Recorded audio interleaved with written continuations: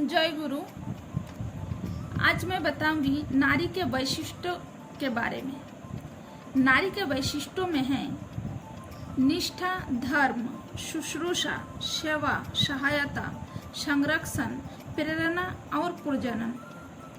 तुम अपने इन वैशिष्ट्यों में किसी एक का भी त्याग न करो। इसे खोने पर तुम लोगों का और बचा ही क्या। इन वैशिष्ट्यों को लेकर नारी को शिक्षित होना चाहिए। वैशिष्ट्यों का उल्लंघन करके नहीं, बाल्यावस्था से ही यानी बचपन से ही हमें इसी शिक्षा में शिक्षित होना चाहिए। तब हमारा अपने चरित्र का गठन सुंदर ढंग से हो पाएगा। श्री ठाकुर जी बोल रहे हैं, इन वैशिष्ट्यों को उल्लंघन करके नहीं, बाल्यावस्था से ही हमें इसी शिक्षा में शिक्षित होना चाहिए। तब हमारा अपना चरित्र गठन करने का जो कायदा है वो सुंदर ढंग से हो पाएगा और हम लोग कभी विपदगामी नहीं होंगे। और श्री ठाकुर जी बोलते हैं, माताओं को तो बहुत सारे महत् गुण होते हैं। मतलब हम नारियों में बहुत सारे महत् गुण हैं, जैसे आदर्श में अनुप्रेरणता, सेवा में दक्षता, कार्य में निपुणता और बातों में मधुरता, व्यवहार में संवर्धना। यही नारियों की महत् गुण है। श्री ठाकुर जी के यानी पुरुषोत्तम के वैशिष्ट्यों वाली शिक्षा में शिक्षित होकर विधि माफिक विवाह करना चाहिए। ठाकुर जी बोल रहे हैं कि वैशिष्ट्यों वाली शिक्षा में शिक्षित होकर विधि माफिक विवाह करना चाहिए। विवाह को लेकर श्री ठाकुर जी बोलते हैं कि विवाह का अर्थ क्या है। श्री ठाकुर जी ने सुंदर ढंग से हमें बताए कि विवाह का अर्थ है प्रकृष्ट रूप से वहन करके चलना।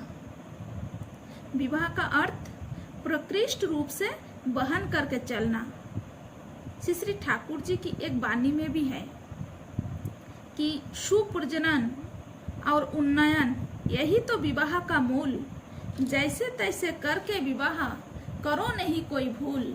अर्थात विवाह मनुष्यों की दो प्रधान कामनाओं की ही परिपूर्ति करता है। इसमें से एक है उद्वर्धन और दूसरा है सुप्रजनन। और अनुपयुक्त विवाह इन दोनों को ही खिन्न कर देता है। श्री ठाकुर जी बोल रहे हैं, सावधान, विवाह को खिलौना मत समझो जिससे तुम्हारा जीवन और जनन जड़ित है। नारी ऐसा विवाह करना चाहिए, विवाह करते समय ये देखो स्वामी का आदर्श क्या है और कैसा है।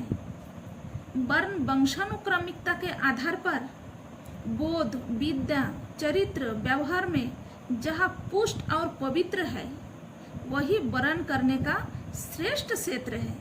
श्री ठाकुर जी ने कितना सुंदर ढंग से हमें बताए। नारी ऐसे विधि माफिक विवाह करना चाहिए और आदर्श दाम्पत्य जीवन से ही सुसंतान का जन्म हो सकता है। दाम्पत्य जीवन के बारे में भी श्री ठाकुर जी ने कहा, इष्ट नशा में छूटने से पुरुष प्रज्ञा अनुपमा, स्वामी परायणा से छूटने से नारी श्रेष्ठ संतान की माँ। श्री ठाकुर जी को अपने जीवन में ग्रहण करने के बाद हमें पता चला कि श्रेष्ठ संतान की माँ कैसे बनते हैं। श्री ठाकुर जी अपने वाणियों के माध्यम से कितने सुंदर ढंग से समझा के गए कि इष्ट नशा में छूटने से पुरुष प्रज्ञा अनुपमा, स्वामी परायणा से छूटने से नारी श्रेष्ठ संतान की माँ। और पुरुष का जो नशा होना चाहिए ठाकुर जी बोल रहे हैं पुरुष का जो नशा होना चाहिए वो इष्ट नशा होना चाहिए, और पत्नी ऐसी होनी चाहिए आदर्श प्राणा के साथ साथ पति परायणा होना चाहिए। कि पुरुष का जो नशा होना चाहिए वो इष्ट नशा होना चाहिए, और पत्नी ऐसी होनी चाहिए आदर्श प्राणा होने के साथ साथ पति परायणा होना चाहिए। तब एक सुसंतान जन्म ले सकता है। नारी जिस प्रकार व्यष्टि की जननी, उसी प्रकार वो समष्टि की भी जननी है। जितने सारे साधु संत महात्मा जन्म लिए हैं, साधु संत महात्मा महापुरुष जन्म लिए हैं, वो मातृगर्भ से ही जन्म लिए हैं। इसलिए नारी है विश्व जननी। श्री ठाकुर जी इसलिए बोलते हैं नारी से जन्म लेता है और वृद्धि पाता है, इसलिए नारी है जननी। इसी प्रकार वो समष्टि की भी जननी है। और नारियों की तो जितनी भी वर्णन की जाए वो कम है। इसलिए नारी शुद्ध पवित्र होना चाहिए। शुद्ध पवित्र होना बहुत जरूरी है, क्योंकि जिसके ऊपर समाज जाति निर्भर करता है। मैं इतना ही कहूंगी कि विश्व के हर मनुष्य जब युग पुरुषोत्तम के साथ दीक्षा में दीक्षित होंगे, आचार्य केंद्रित जीवन आदर्श के माध्यम से जब विवाह संस्कार में आबद्ध होंगे, तब घर घर में सुसंतान का आगमन होगा। वो जाति मानव समाज धन्य तथा संवर्धित हो उठेगा। इसलिए श्री ठाकुर जी ने विवाह के ऊपर इतना जोर क्यों दिए हैं? क्योंकि अनुलोम विवाह जिस प्रकार उन्नत को प्रसव करता है, प्रतिलोम विवाह उसी प्रकार अवनति की वृद्धि करता है।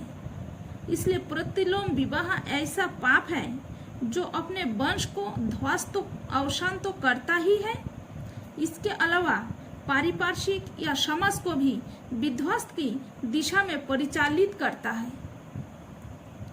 जय गुरु।